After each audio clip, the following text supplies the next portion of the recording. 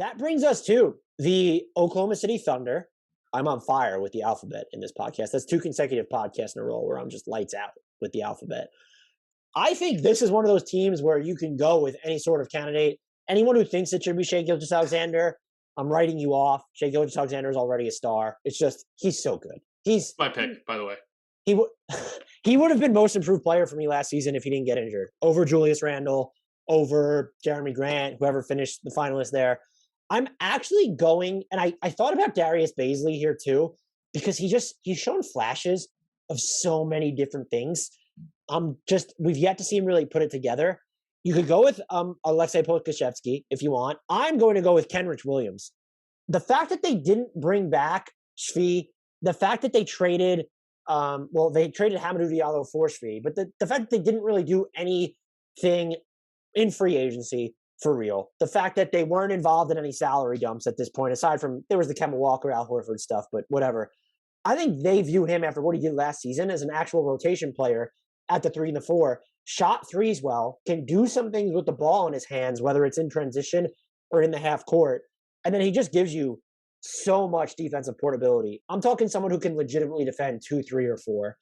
Maybe last year was sort of this flash in the pan for him, but I think, when you're looking at the 3-4 rotation, which is very much up in the air to me, you have Poku, you have Darius Baisley as sort of your long-term investments there. And I'm viewing maybe Lou Dort's part of the 3 or Shai Gilgeous-Alexander is. So let's say there's 3 guys. You have 3 key pieces when you're looking at the 2, 3, 4 spots or 4. Let's just go. Lou Dort, Shai, Poku, and Darius Baisley.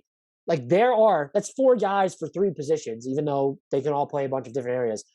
Kenrich Williams is the next most intriguing guy to me after that. And so there should be plenty of reps within him. If I had to guess where I think he could take a leap, it's with on-ball offense. And I still think this team has the flexibility to give him more opportunities on the ball. I know that Shai will be healthy. I know that they have Theo Maledon, who could be another pick. They have Josh Giddey, passer extraordinaire, who doesn't even really seem like he wants to score, to be honest with you. I think there's more for Kendrick. I don't think they'll feature him, but this is someone who I think they can, even if he plays the same amount of minutes, I think we can see just a noticeable uptick in the, just the overall boundaries of his game. I think they can be extended everywhere. And I remain, after all these years, he's been kind of this fringe roster guy in the NBA for a while. It feels like maybe he sort of found a nice long-term home or a long-term stock. Maybe he doesn't even finish the season in Oklahoma City. Can't rule anything out on that front.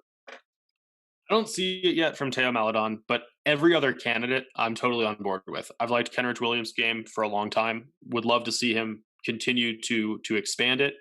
Darius Baisley probably would have been my backup selection, but I did go with Shai here just because while I recognize that he's already a star, he did technically qualify for the criteria because he doesn't have an all-star appearance.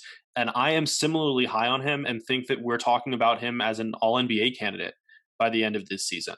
Like the level of growth he's already shown, just reaping every benefit possible from playing alongside Chris Paul, expanding his role and not seeing his efficiency suffer for it. Stephen Curry and Kevin Durant are the only other players last season who averaged over 20 points and 5 assists while shooting as well on 2s, 54.7%, and 3s, 41.8%. And you're laughing because you've realized I'm just reading your article back to you. SGA sustained this production despite more than 87% of his made baskets going unassisted, the highest mark among the 439 players to appear in at least 20 games. His responsibility on this Thunder team last year was so ridiculous that as this team gets better around him, which it's going to, because there are so many breakout candidates, that one of them is going to hit, if not multiple candidates, he is going to get that recognition next season in the most improved player race, which he would have been a fixture in had he not gotten hurt last year. He's going to make an all-star team. He's going to get all NBA votes. There's still so much room for growth here. I'm not going to argue with you against Shai. I think we've given a nice tug of war or a nice balance here to where you're willing to pick the breakouts that might go from fringe stars or actual stars into mega stars. And I'm focusing more on guys that are maybe bursting onto the scene. So I have no arguments. Shai Gilgeous-Alexander, spectacular. It would only shock me if he's in the all NBA conversation because the Thunder are going to be so deliberately awful. I just don't think he's going to get that type of recognition. Are they? If they're anywhere near 500 within 20 games of the season, Shai Gilgeous-Alexander is getting shut down for the next half decade. That's what Sam Presti's doing. I just don't know that we're going to see it to the same extent now because they have so many picks from other teams coming in. Yeah, but the problem is that all of a sudden those Rocket picks, that they have 2 years of no Rocket picks, and the Rockets I think have gotten on an interesting course. The Clippers next season without Kawhi, still kind of a middling playoff team. But you can still package things together at this point to move up in the draft. I think that we're beyond having that, but they couldn't do that this year. They tried, and they couldn't do that this year. I think because they don't have that clear-cut number 2 guy, and of everyone we could have mentioned, whether it was Bazley, whether it was Pokusevski, I mentioned Kendrick Williams, I don't even know if they, like, even Josh Giddey, I don't know if they have the option. I don't think they do. So my guess would be, no, it won't be as egregious as it was this past season. And to be fair, he was dealing with plantar fascia, which is just like, that's no joke. That's a legitimate shutdown. And he didn't play for Team Canada this year either. So it was clearly an issue.